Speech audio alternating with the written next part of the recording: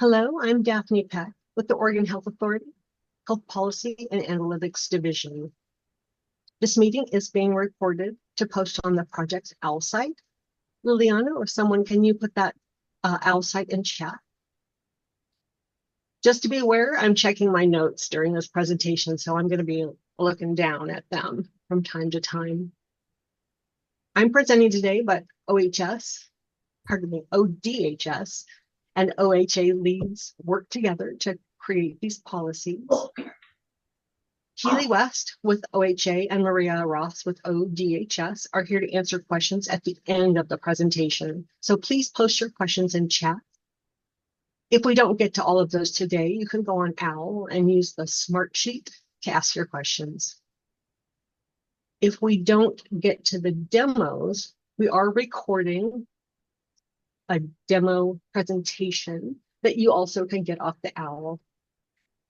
So you may have heard changes are coming November 1st. This presentation will explain the policies and suggest tips that you can use to manage your inbox. Thank you for your support as we move forward. Each of us has an important role to play in delivering great service. It all comes down to one thing: our dedication to the people of Oregon. Next slide. Today, we will walk through a few things. This is our roadmap today. So what the heck is going on? We'll explain that today. And then we'll do a group activity, explain what we have to do, next steps, and then the Q&A I mentioned. There are supplemental materials with QR codes that will help you self-manage doing some tasks, but we can help at the end too. First, we'd like to honor the great customer service that already happens today at the agencies. We know both agencies are committed to providing consistent, excellent customer service to ensure the people of Oregon have a positive experience. But humor me for a moment, would you please? Imagine a world where someone makes a phone call and no one answers, but the voicemail has other ways to get the services and information they need. No follow-up needed. Or you email a business and they get right back to you. So you know they're working on it the very same day. And imagine someone's using a screen reader, so now they can read an entire email, including the signature block, so they can get the contact information. It would be nice, right? With these policies, we can make that a reality. The governor's initiative, next slide. Thank you. The governor's initiative has a goal we can all agree on: fast, effective services. This policy applies to all agencies, so people across Oregon can get the same great service. That directly translates into less customer frustration, which means, in theory, less stress for you. So how do these customer service policies support us in our daily work? They give us clear guidance on how to treat every customer with respect.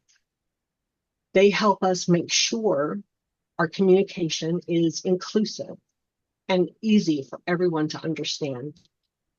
These policies bring our diverse teams together around shared goals, and they open the door for real conversations about how each program works.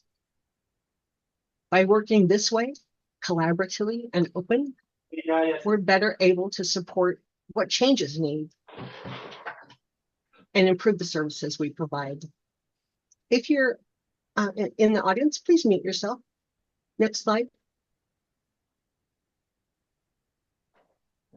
All right, having just said that, if you could please share in chat for this wonderful group activity, 1 or 2 words that describes what customer service or good customer service means to you. And second thought, Why do you think it's important to have a policy that supports good customer service? The work group that drafted this policy did this very same activity, and some of the answers that work group came up with was responsiveness, language access, empathy, follow through. Liliana, would you like to read some things that are coming through in chat? If you're not able to see, I can do it. Yeah, Effective and responsive. empathy, respect, accountability, humanitarian sincerity, respectfulness, attentive, active listening, responsible, timely. Excellent. Thank you very much. Next slide. Who are our customers? It's pretty simple. Everyone you interact with while you're doing your job. That includes the people of Oregon, our partners, contractors, and yes, even your coworkers, which means every single one of us is a customer too. Next slide. Quality customer service means many things to a wide variety of people. But for this purpose, we'll let the governor's initiative define it for us. Acknowledging communications within one day, supporting each other, communicating professionally, resolving issues quickly, following response timelines, and tracking service timeliness. Next slide. What does professional workplace communication really mean? Our policy lays it out clearly. It means using plain language to make sure our message, whether written or spoken, are easy to understand. It means being empathetic and responsive in everyday interactions. Professional communication also reflects our core values of equity, intersectionality, service, transparency. And just as importantly, it means communicating in ways that are anti-racist and trauma-informed. So every person feels respected, heard, and supported. Next slide. So here's a knowledge check for 100 points. What is the expected timeline to acknowledge a customer contact? A is 1 business day, B, never, C, 30 days. I see people are putting in A. Very good. It is 1 day. Next slide, please. This presentation is not intended to cover every part of the customer service policy. Programs still need to address other customer service and communication areas such as website updates, customer service planning, and online scheduling, if that applies to your organization. Next slide. We'll add another office knowledge check. True or false? For 200 points, ODHS and OHA have done everything they need to implement this policy. True or false? B, false. That is correct. There will be ongoing work to assess gaps in our service structures and identify new ways to address the requirements of this policy. Next slide, please. This policy helps us deliver high quality customer service by setting consistent standards for how we communicate, like using clear fonts and styles. These small details do make a big difference. They help us ensure our messages are accessible to everyone and support equity across the communities we serve. Next slide.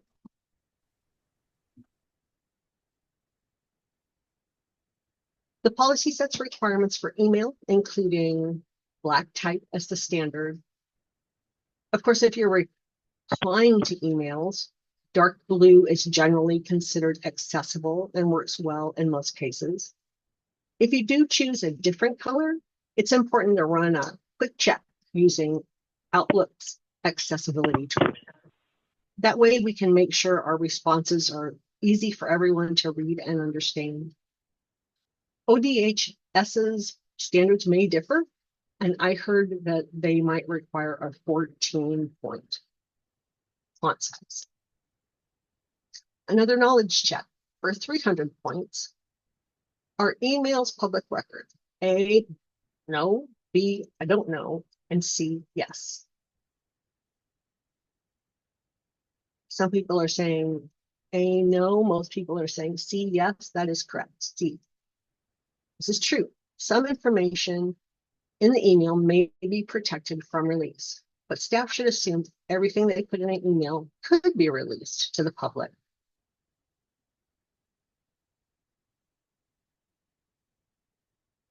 Oh, I'm I a think we're couple behind the slides. side. Yes. I'm very sorry. I forgot to say next slide. We're on knowledge check, slide 16. There you go. Guidelines for this policy. Sorry, Liliana. Because of the Department of Administrative Services requirements, ODHS and OHA customer service response policy asks all staff to acknowledge customer service contacts within 1 business day, whether contact comes by email, text, phone call, or instant message. You don't need to respond to spam, phishing attempts, or general information emails. And if you ever receive a threatening message, please be sure to report it to the Office of Health, Safety, and Employee Wellness using the Workday Incident Reporting System. Use your best judgment when deciding how to respond. These policies and the 1-day acknowledgement rule are designed to support consistent, high-quality customer service across all Oregon agencies. Leadership has agreed to uphold these standards, but they don't expect managers to audit response time or use the policy as a disciplinary tool. Next slide. How are we going to do this? We all know the workload is heavy, and acknowledging every customer contact within 1 business day can feel overwhelming. But here's the good news. Using tools like auto reply or voicemail messages can help meet that 1-day acknowledgement requirement. If you're relying on these tools, make sure to include when the customer can expect a personal response from you. That clarity goes a long way. There are a few things to think about when setting up your voicemail or auto reply. Share helpful links, websites, or alternate contacts to reduce those follow-ups and make sure your personal response is easy to understand. Be sure to mention if you have an alternate schedule so customers know when they can expect a reply. I mean, what? You're worried about auto replies flooding your inbox? The answer is to set up rules. If you stick around after the presentation, I can help with that. Another thing we found out is that OIS confirmed that auto replies only respond once per session per user, so they won't keep bouncing back and forth. If you have time off, let people know you're away and when they can reach you. And remember, if you're sick or on vacation, no one expects you to log in. That's your paid time off. If someone is unexpectedly out for more than 5 days, managers can work with OIS to set up an auto reply. Outlook gives other options. You can set up an auto reply internally, externally, or both. Think about what works best for your customers and your role. And don't forget, your coworkers are customers too. If you set up an external auto reply only, your internal team might be left wondering, they haven't heard from you. So elephant in the room, what if I don't? All ODHS and OHA staff are required to follow agency policies. Leadership in both agencies recognize when we do have limited resources, and using the auto reply feature allows staff to meet the 1-day requirement. Managers should ensure that the signature blocks meet policy standards and that staff are using that auto reply feature appropriately. Remember, to meet the goals, the agency has a few key points: professional workplace communication, empathetic, accessible, and responsive, supporting agency values of anti-racism, equity, and trauma-informed, resolving issues in designated timeframes, minimizing transfers and callbacks, and following established program requirements for responses. Next slide. These instructions are tied to the acknowledgement policy for emails. That QR code will link you to a Microsoft site that walks through it step by step.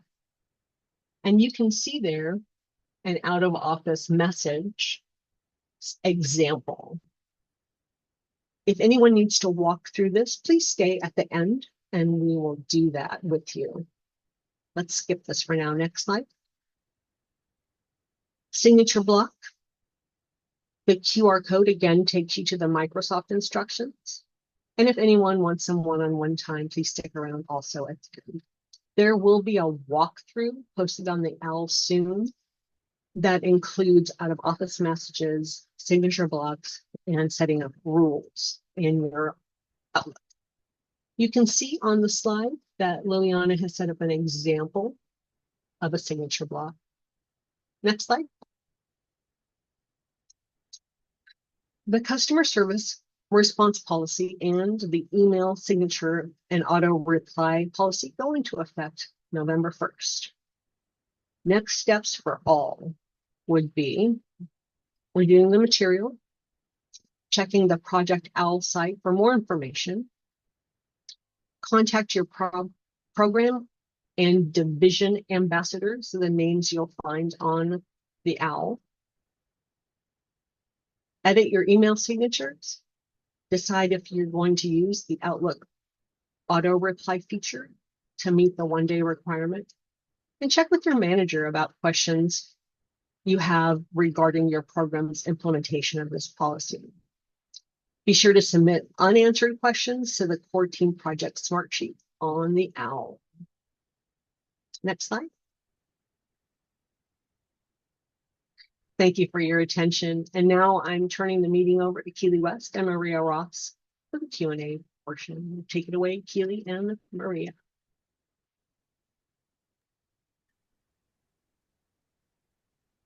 Good morning.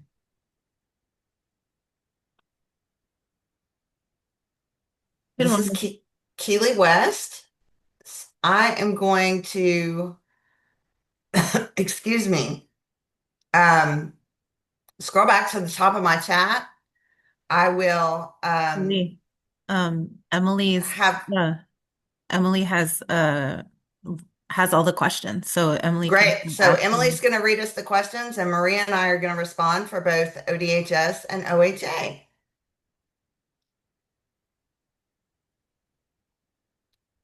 Emily, go ahead. Thank you. Trying to get unmuted. I think one of the questions was if there's an option for auto reply on text message and also for technology purposes, e-fax were two separate questions. So I'm going to take that because those are both questions that have not come up before. I have made a note to check with our tech people. I do know that I've also asked about setting a signature block within your phone, your iPhone, so that will, if you're working from your phone, that will be available to you. So I'll be double checking that. And then one of the question is the signature block seems to not have our agency logo. Is that correct? Hi, everyone. This is Maria Ross. I use she, her, aya pronouns. I'm the Deputy Chief Operating Officer for ODHS, which is also overseeing a number of the shared services for both ODHS and OHA. So there is an option to include select logos. In order to leverage the use of those logos, you need to go to the Publications and Creative Services website or OWL page. Download them from there. Those include alternative text, which is the real reason that we're trying to avoid the use of logos or imaging within our signature blocks. Caveat, you will have to go through some additional steps. When you put that logo into your signature block, the alt text gets removed. So you now have to go back in and re-enter the alt text for your logo. For ODHS, we are allowing a few additional logos. You still have to choose one logo to add. And this is because we start getting into graphic standards and margin sizes and load speeds for people with lower speed internet. And it just gets to a point where, our policy would be multiple pages long and so difficult to follow. And it's just at this point in time, we just need to roll it out, get it under our feet, and we can assess at a later time how it's going from there. Keely, what would you add? Yeah, just that for now. OHA will only be using the OHA logo. We are having some conversations about some of those additional logos, but that has not been resolved at this time. The standard would be the same, a single logo, whether agency or some other logo, and the alt text has to be included. I will also note that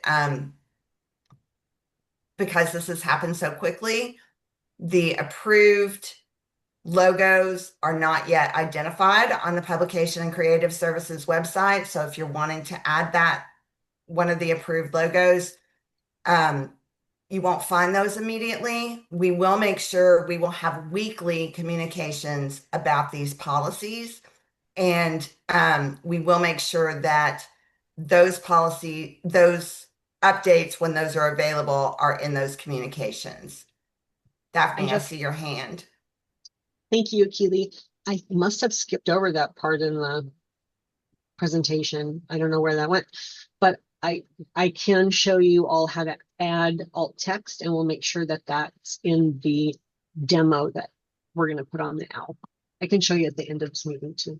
And just to clarify, because I said select logos, what we have identified for initial rollout for ODHS is the new ODHS logo, the Oregon Eligibility Partnership logo, the ERG logo, or one of your only one ERG logo, or the EIC logo. So our employee resource groups or equity and inclusion committees that are at the local office level. So you do have to choose one though, and I realize that is a hard choice. But for simplicity's sake and to roll it out, that is where we are starting as an agency. Emily, next question. Yeah, so the next question I have is, historically, my colleagues and I have included pronunciations of our names in effort to support those of us whose names are often mispronounced. Is this something we can continue doing? So that's come up recently. I think we're going to have to do some checking about how those things load. As Maria mentioned earlier, part of this, the biggest part of this is about accessibility to those people who may have difficulty accessing information. Maria, sorry, I jumped in front of you. That's totally fine. Thank you, Keely. So this is Maria. What I would say for now, because we do not fully understand the impact of those, putting a phonetic spelling alongside your name, next to your pronouns, if you choose to put those as well, is an inclusive way to have that on there, recognizing that having your name chronically misspelled is also a microaggression that we don't want to put our staff through. Emily, next question. Next question. Can we send an auto reply without stating out of office? So this is Maria. For ODHS, we're asking that an auto reply be your last resort. because it doesn't improve our quality of customer service if we're leveraging an auto reply in most situations. That said, yes, you cannot be out of office and leverage them. I use them when I am going to be in all day in-person meetings, in local office. I've seen Keely use them when she needs to be heads down because she's restacking an entire building onto one floor. So, when there are situations that are outside of the norm, please go ahead and use them. If you have questions on if the use is appropriate, talk to your manager. They're going to know your line of work and be able to best advise you. I know that, for example, child welfare staff can have very challenging schedules that can take them away from their computer in a moment's notice. There may be exceptions that need to be made, and we are trusting you to work alongside your managers and with the programs to figure out what's best for the business case of your part of the world.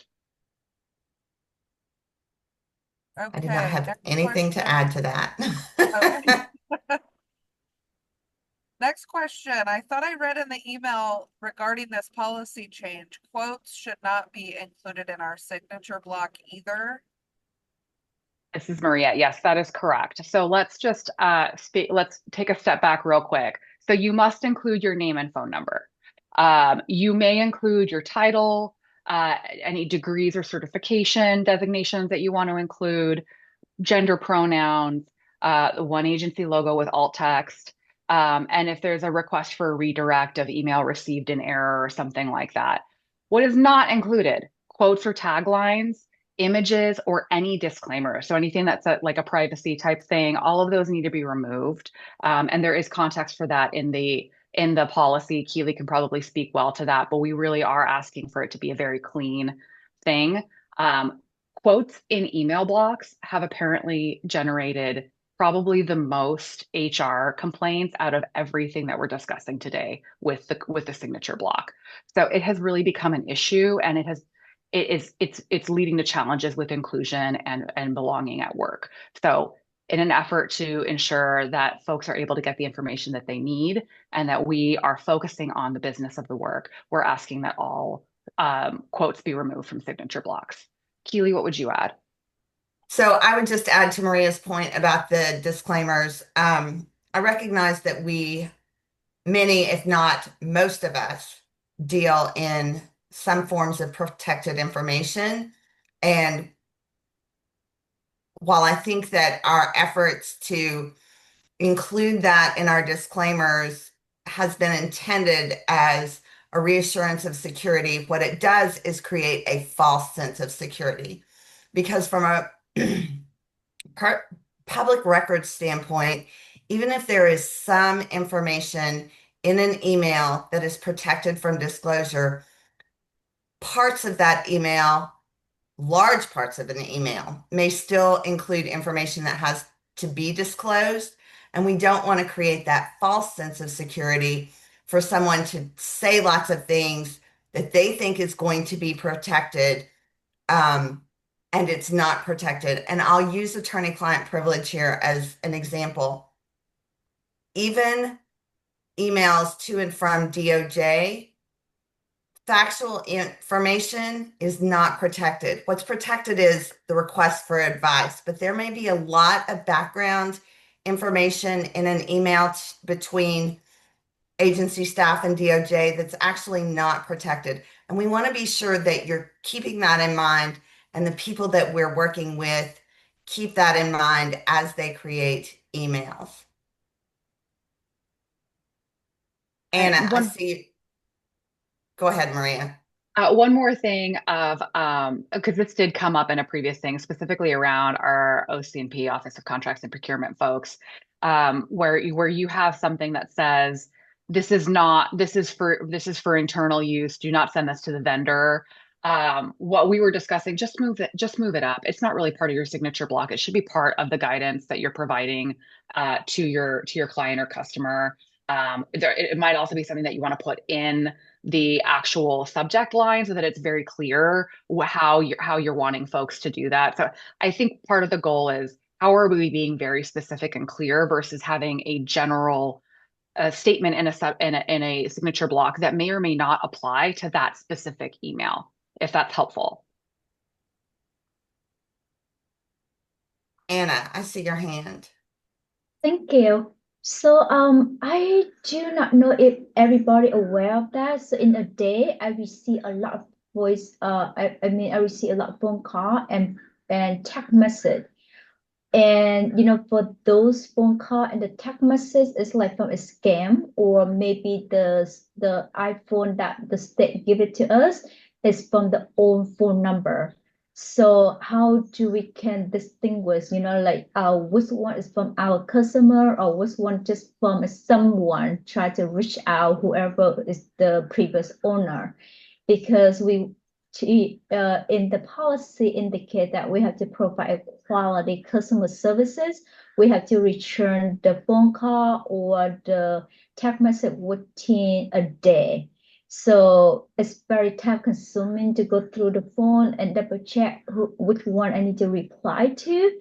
So do you have another solution, to try to block, or try to eliminate those phone call or the text message not related to the work that we are doing, So in that way, it will save our time when we try to look at the phone and say, hey, this phone I need to call back, or this one I need to follow up. And the second question I have, when I look at the signature block, so with the policy require everything have to be black. And I see the example that provided in the signature block, the name is bold. Are we allowed to bold the name, or everything have to be black, no bold? That's all I have. Thank you. Okay, I'll take a pass at the first one, Keely, and then I'll pass it to you for any addition and the specifics on the signature block piece. Anna, girl, I mean, aren't we all tired of all of the spam we are getting?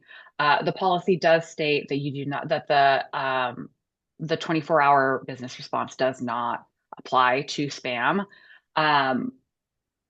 The best thing you can do is, as you're getting them, do report them as spam from your cell phone. That does actually cut back on them. The same with your emails. We have the phishing. You can report it as spam and get it to a junk box.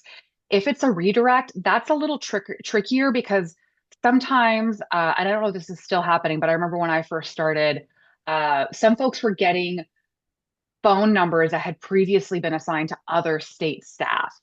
So if that's the case, it might actually be a moment to say, okay, well, what service are you trying to get to? Can we actually redirect them and get them to a place where they can get the support that they're needing?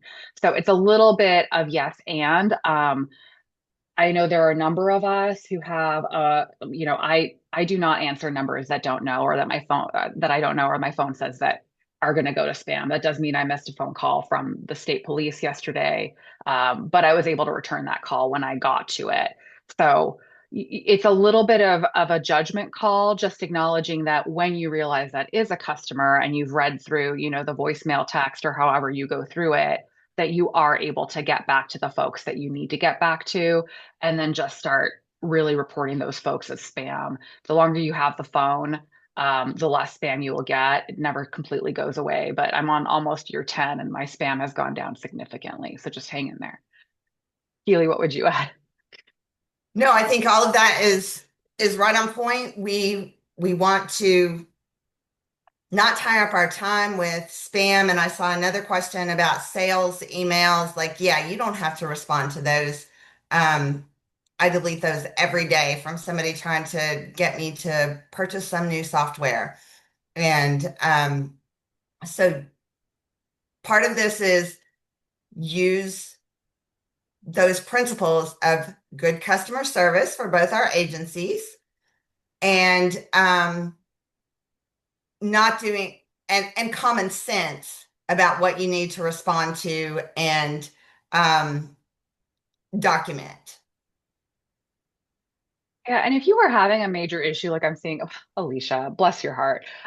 If you are having a major issue with your phone number, we can get your phone number changed.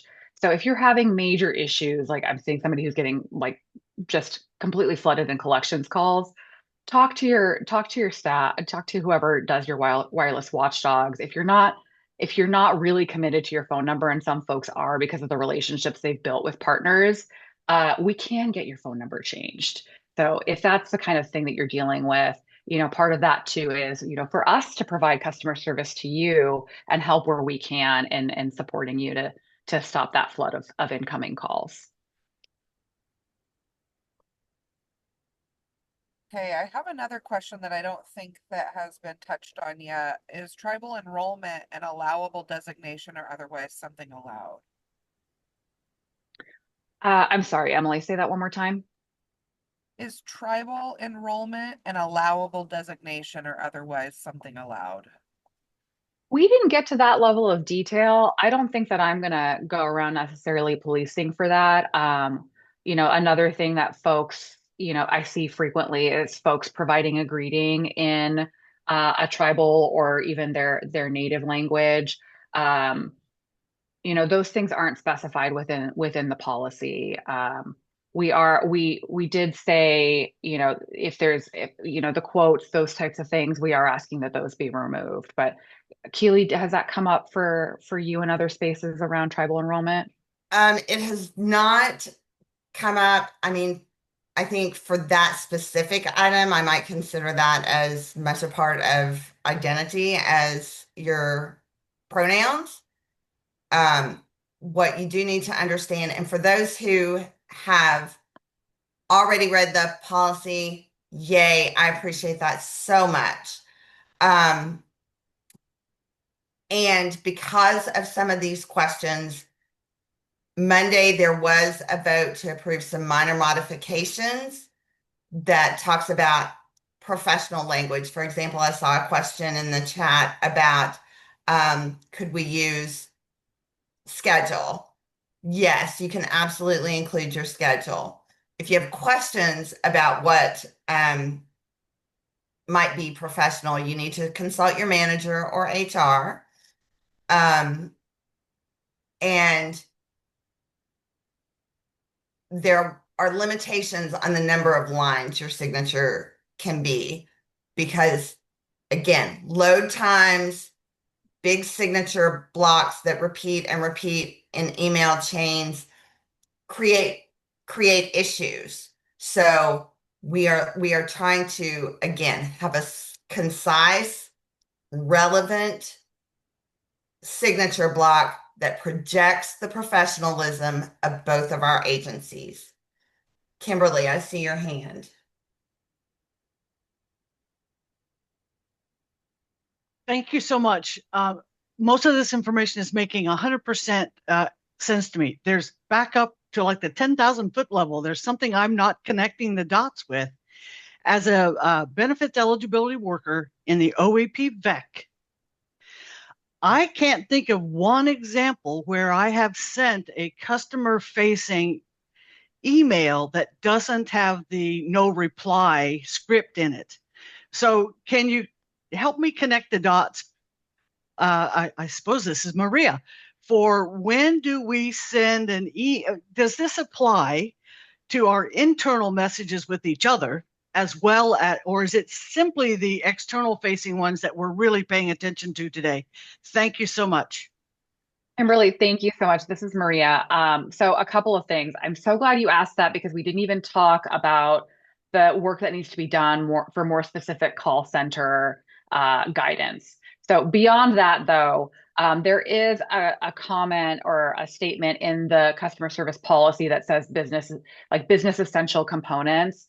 So for you, if you are setting from an email that isn't going to be checked or something like that, and that's business essential, that is something that you can include in your email box.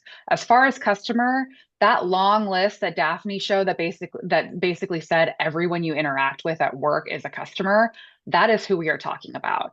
So it doesn't matter if you're reaching out to your colleague in the cubicle or Fairboards, and I love giving this example because Fairboards is actually fantastic at this. I aspire to be as good as him. But think about, and if you have ever reached out to Fairboards, he will get back to you almost immediately. And the feeling and the impact that has on people. I mean, I remember when I started at OHA and I was like, everybody is so nice. I send an email asking a question and it doesn't matter where they're sitting or if they know me, they reply. that's what it is. Like we're talking about a culture of supporting one another as well as a culture of customer service for our clients or front facing customers, right? Like this goes well beyond that. This is really an expectation for how we care for one another.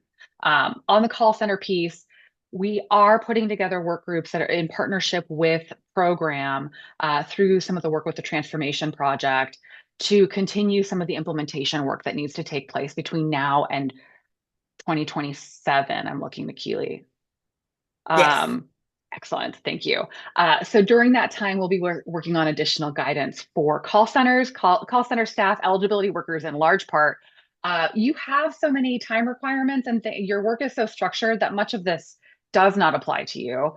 So we'll be working on additional guidance. We'll also be working on an agency-wide customer service survey and metrics so that we're able to kind of shore up how we're defining and looking at customer service beyond just a timeliness piece. We know timeliness matters. We're starting there because it's clear, concise, and it's something that that the governor cares a lot about, and we know that clients care a lot about. But we know that it's only one component. You know, we saw at the beginning of the chat how folks were really thinking about customer service comprehensively. That work is still to come, and we'll continue to shape that together over the next couple of years.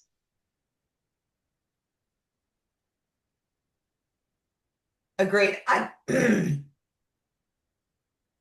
Emily, go ahead with the next question. Okay, to confirm, I am hearing that we need to have signature blocks in both new emails and reply or forwards. Is that right? Yes, I would say that's accurate. I mean, any signature you have needs to meet the new signature policy standards. And I just learned something. So thank you for that. I did also see some questions around like, okay, so we don't put our agency there. We're not putting our address, maybe not our email. Again, work with your managers. I mean, if you've sent an email to someone or someone has emailed you, they have your email address. So it's an easy thing to remove from your signature block. For some parts of the business, they've found that their customers actually really rely on that for one reason or another. You know your clientele, work with your manager to figure out what works. If you are a storefront office and having the address in your signature block is something that helps clients find you and ensure that they're going to the right location, work with your manager to identify that as a need and make it consistent across the storefront. Like there is flexibility in this within a certain number of lines and understanding what our goal is for the signature block to make it work for where you are within the organization. So just know that there is some variability, but things like, you know, your agency or your your email address, they're getting that by already having emailed you. So that's the thought process behind not necessarily including that, just to make it clean.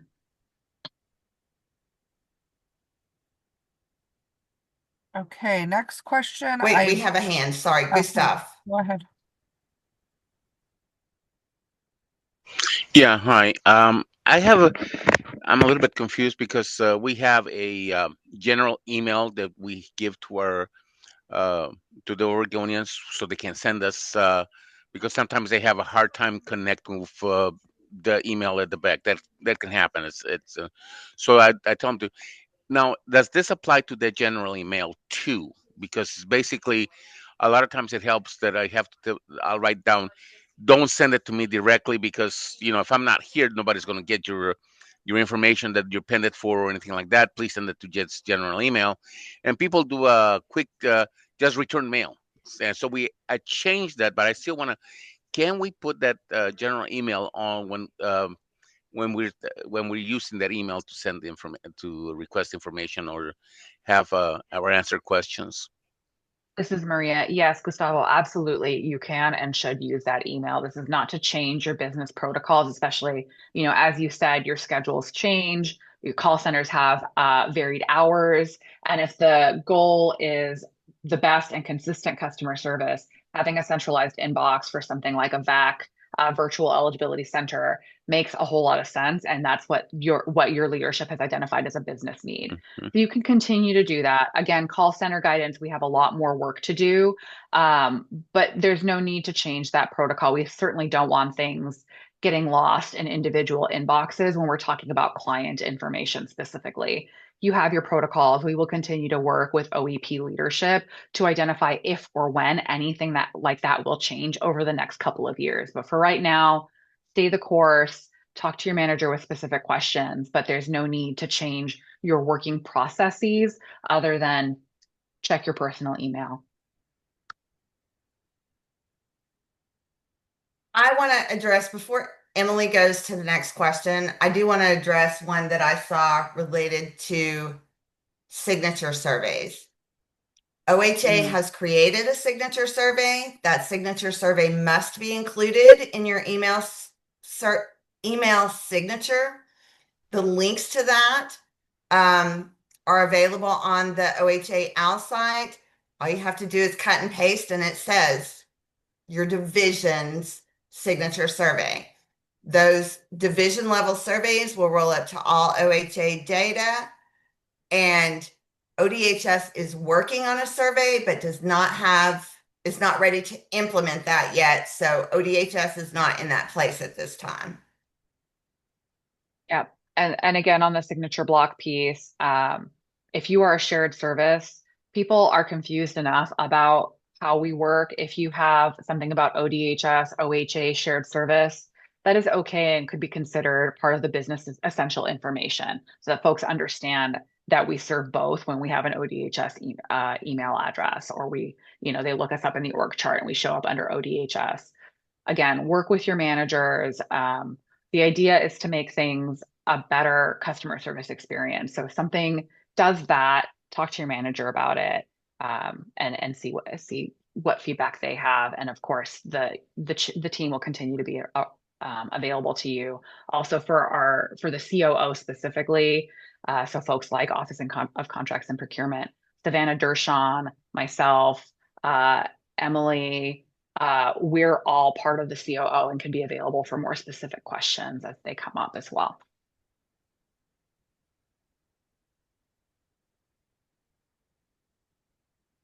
There's a clarifying question of what is a signature survey? Sure.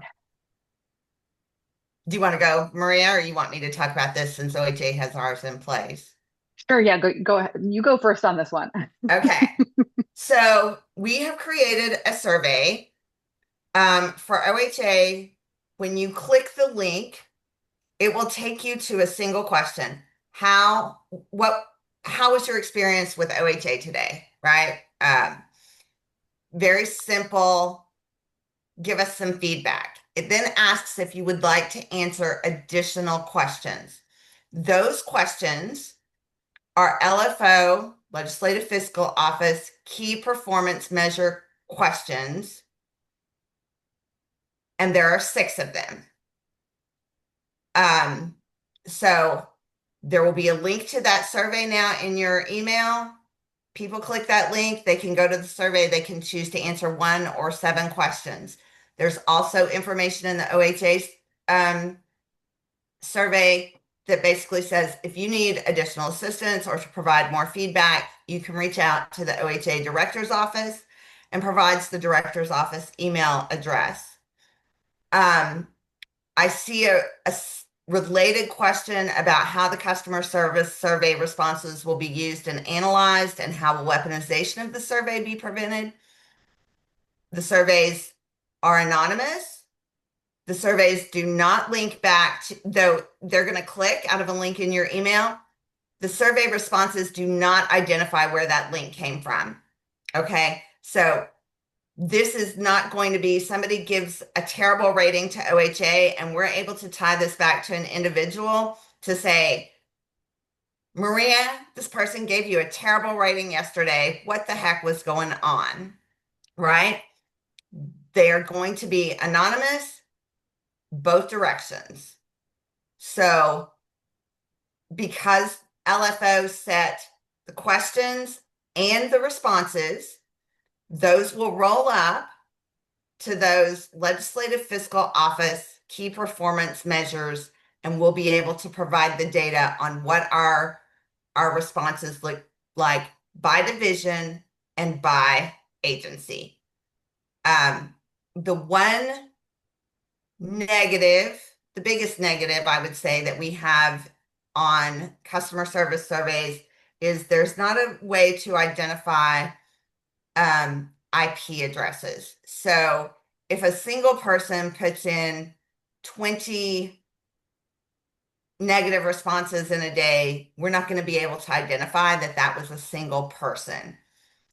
What we do know is that it takes a lot of dedication to do something like that multiple times a day or every day for many days in order to really skew our measures. And we monitor now, even before the survey goes into effect, for things that occur like at OHA, we've had radio personalities say, here, send OHA an email about this thing.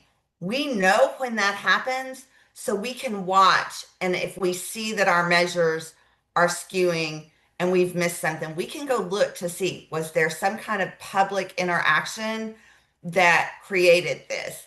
And if not, then we have the ability to say, okay, what's going on with these programs in this division that maybe is creating something, and are we already addressing it? And do we need to do something to provide more information and feedback to the public to let them know, hey, we're aware there are some things going on, and this is how we're addressing it. That's great. This is Maria for ODHS. So this includes shared services for the most part, OAS excluded, and OEP, the VAC, all of those. We do not yet have a survey in place. So that is work that is going to be taking place over the next couple of years. OEP does have a survey, and that is continuing to operate as it has. So no changes to that survey, the same with any other surveys that are already in place. But there is not an expectation for ODHS staff that you are adding a link to a survey. And this just has to do with the complexity of our agency. We have hundreds of locations, various programs, different programs in different locations. And we want to make sure that when we roll this out, we have a way for this information to be helpful and actionable before we actually move forward with it. And with 11,000 employees, that is no small feat.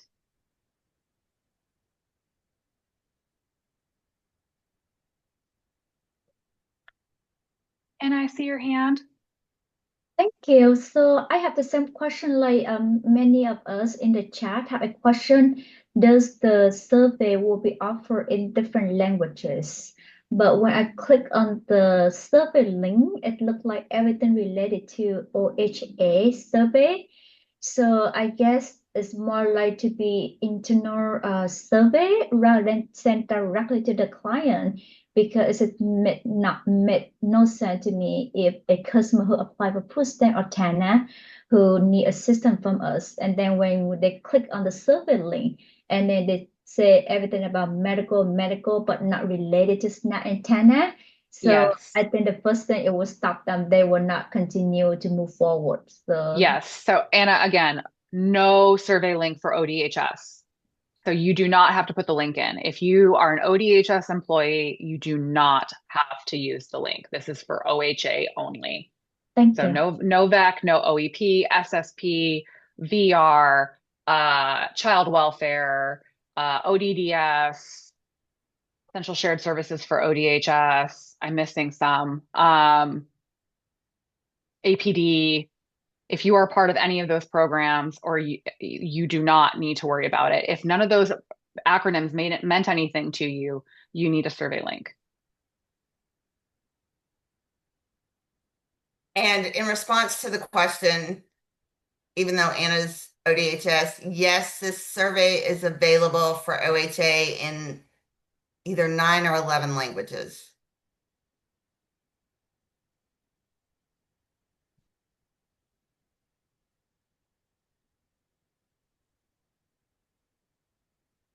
Okay.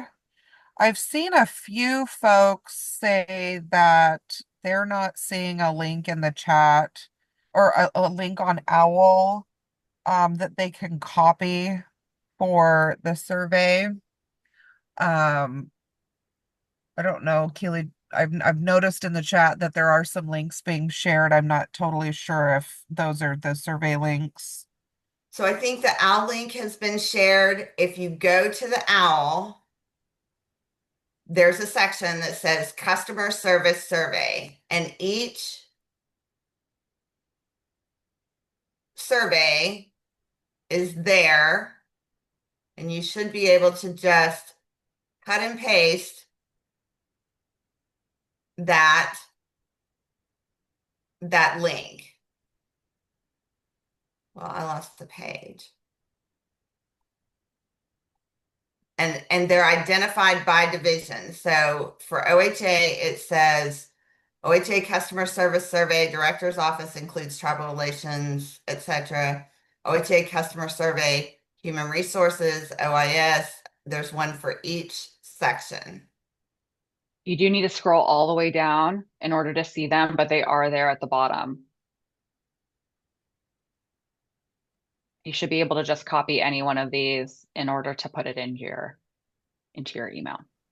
I feel like this is Liliana. I feel like we've had such a great conversation. It's already 10. So just to be respectful of people's time, I'm gonna end the recording and remind folks